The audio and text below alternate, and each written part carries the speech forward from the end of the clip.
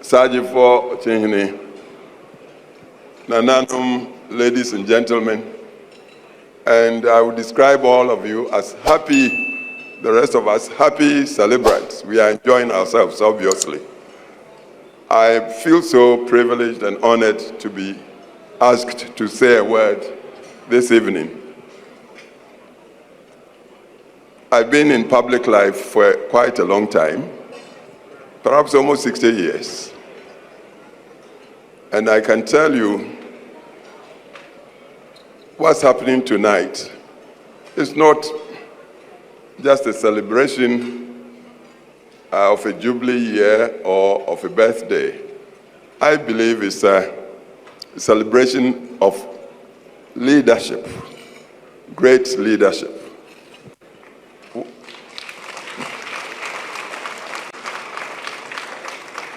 Those of us who tend to look at history would know that in all societies, in all cultures, leadership has been the factor for transformation. Look at the ages. But I tell you, it's not every leader that gets the accolade of greatness. No, it's not every leader. And so when you look at history, the trajectory of all human societies and developments, you see the peaks and the troughs. Some come, yes, they find themselves in leadership roles, but at the end of the day, they are consigned to oblivion. Some others come, and even before their time is up, their communities and their peoples accord them greatness.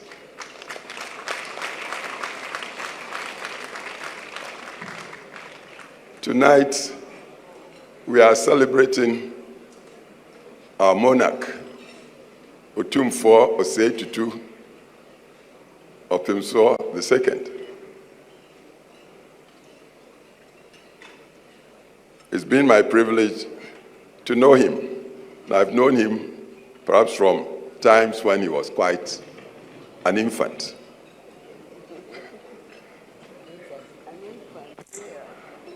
I can tell you that I became aware of myself in these very surroundings where we have this magnificent hall we are celebrating in tonight. I grew up here, and there had been great leaders occupying this area. If anybody had told me before now that the place would be turned into this hall and habitat that would pass for even Buckingham Palace or whatever place on earth, I wouldn't have believed. Under the leadership of Otumfour over the past 25 years, so many positive things have come together in such a way that I wonder if anybody could describe this king without adding the word great to him. If you are looking at the social interventions, if it's education, healthcare, education, I tell you, he epitomizes the servant leader. His focus obviously on the people to lead. Does it without discrimination. You may be high, you may be low. The way this monarch would relate with you or transact with you, you go away feeling, is this how it should be? Because some time passed, to get to him, people might even feel like crawling. But it's not with this monarch. even though it's this deep sense of history, of his background, where he's coming from, in fact, his ancestry, the achievements, great achievements, there have been great kings before him. But our monarch has combined this sense of history, very deep sense of history, with modernity. And he's also managed to transcend ancientness and modernity. He knows the world so well. And he's so au fait, if I should use the term. It's French. My French is not that good. With the modern developments, and would fit in anywhere, in any society. If it's to do with the music or whatever, you wouldn't think he's the same king who represents the ancientness of the Akan world, the Ashanti world, and I would say Ghana world. So he's done so much, helping our governments since he assumed the great heights of the occupant of the golden stool. He's done so well to sort of contribute to bringing peace in the nation of Ghana. Interacts with the presidents, and I wonder if there could be a president who would not want to benefit by the wisdom and influence of the monarch. He's interacted with all the presidents that have been and gone, and all to facilitate good governance in the country. If you zoom in to Asante Mine, at a point it seemed like Asante was more or less disintegrating. Under him, it's coming back in full force, and even beyond.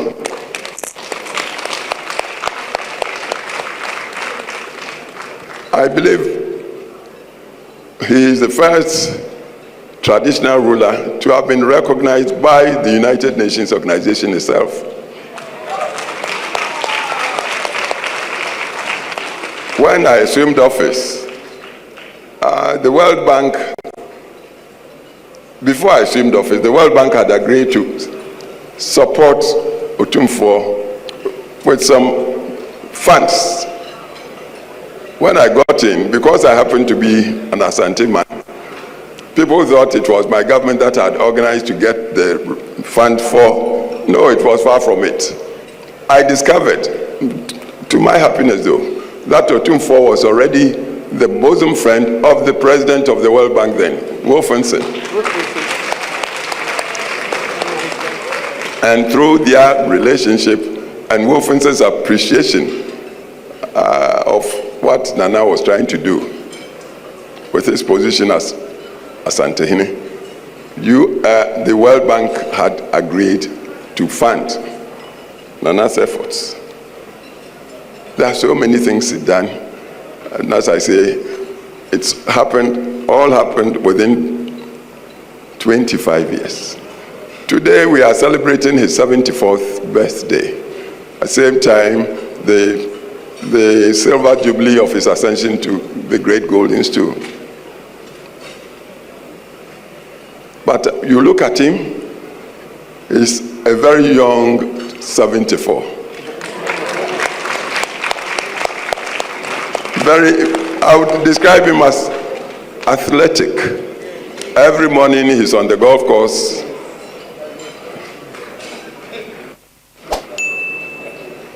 And I'm happy seeing all of us here, sharing the celebrations with him. So permit me to wish him a very happy birthday, and with a prayer that, incidentally, his mother lived 111 years. 111, Nana. Yes. Yes. And it seems longevity is on his side of the royal family. So the way he looks and the way he performs and the way the mind is so clear and the way he is a global person, We pray that perhaps the good Lord would grant him many, many, many more resourceful and productive years. The people around here have taken to describing him Solomon, King Solomon. But I always add the rider. King Solomon was really favored by God. He had everything. He achieved so much. There was peace in his time. Even foreign monarchs contributed to his wealth happily. And obviously Nana is getting that. But King Solomon in due course nearly forgot himself. But for the fact that God loved him, perhaps he would have chastised him quite a bit. So we pray that Nana is truly a Solomon, but up to that point where Solomon forgot himself, Nana must not forget himself.